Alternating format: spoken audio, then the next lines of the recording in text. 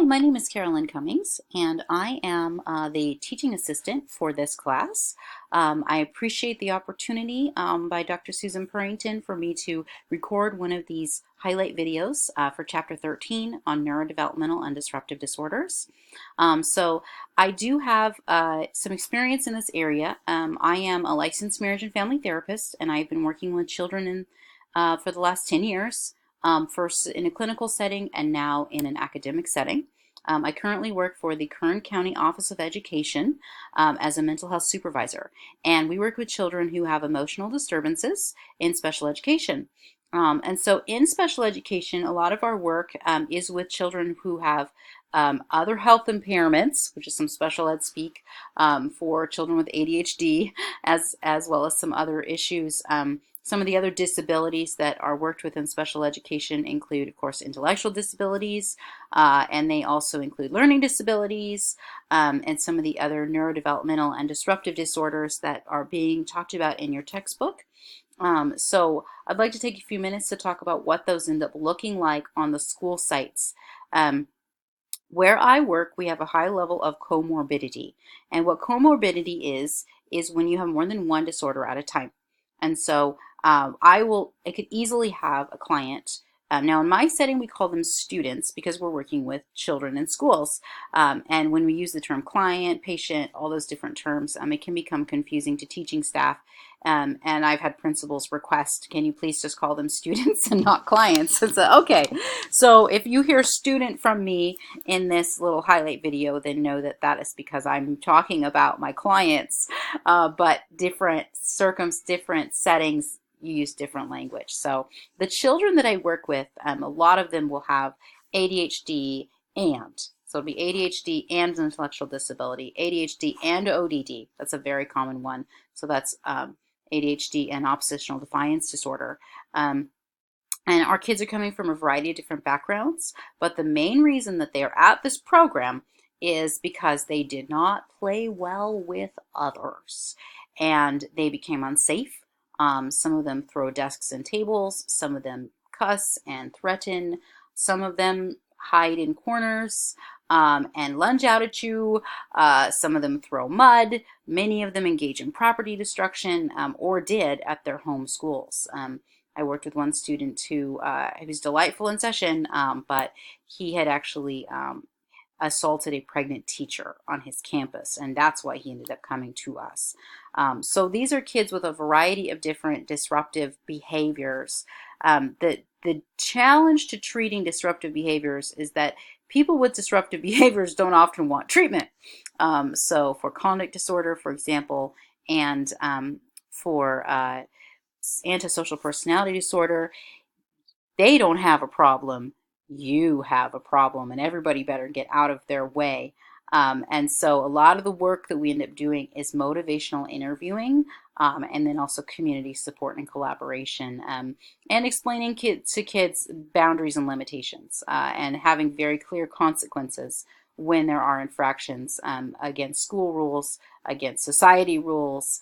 You can think of conduct disorder as teenage years on overdrive, because many children in their teen years will engage in some violation of social norms, but conduct disorder takes that to a whole nother level. I worked with a teenager that decided to light his mother's car on fire just to see what would happen. That was terrifying. It wasn't he had a comorbidity with bipolar, so that was kind of the impulse piece coming together, with a disregard for social norms. That's a good example of that. So when we're working with these students, the biggest thing there's a few things I think that are important to remember for treatment. Number one, there's no medication that can treat these kinds of behaviors directly. That's different than, say, ADHD, which is a neurodevelopmental disorder, where that is very treatable by medication, although best results are medication plus therapy plus social support. But there are some pieces of neurodevelopmental disorders that can be handled well with medication. But for some of your disruptive disorders, that's not this easy of a sell.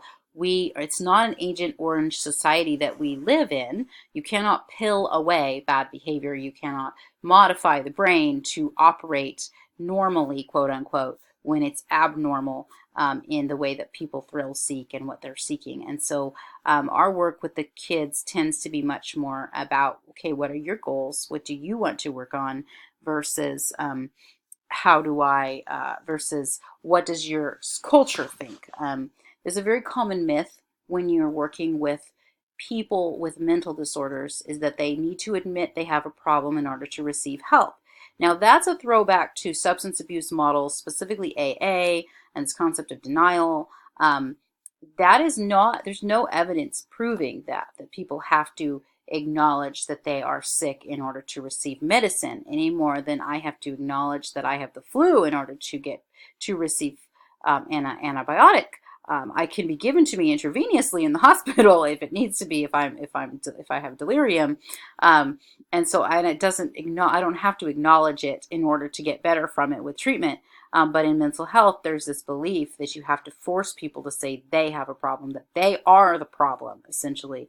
And when you're working with someone with conduct disorder or ODD, you better believe that that those are fighting words. They're not going to say, "Oh, you're right, I should stop arguing with everybody." No, they're not. They're going to say some pretty mean things back to you, and it's probably because you sort of stepped in it. So I find the biggest tool I have clinically for working with children and teenagers is humor, humility, and staying focused on their goals. Because a lot of times children with ODD and conduct disorder are brilliant.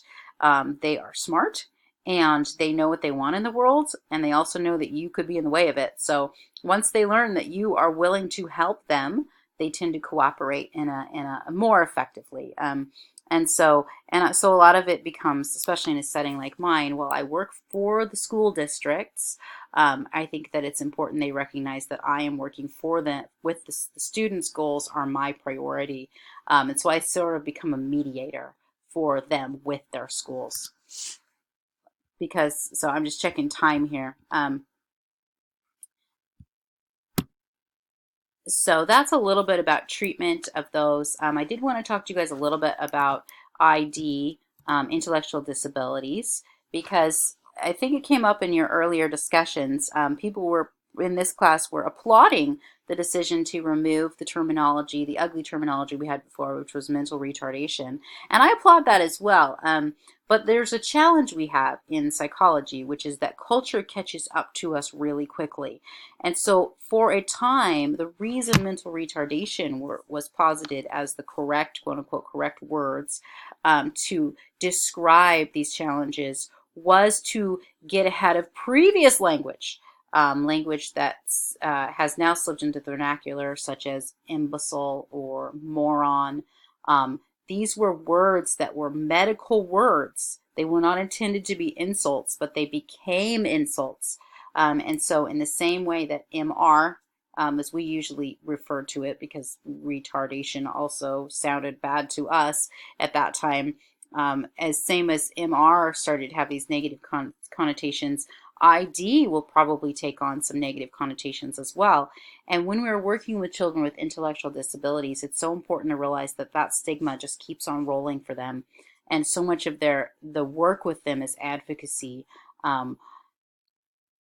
When you are working with people with intellectual disabilities, it's really important that you focus more on what they can do than what they can't do. Because the list of things they can do that they can do, to be clear, is very long. The list of things they can't do is very short. And you will notice that that might sound a lot like you and your family as well. And so we focus a lot on advocacy.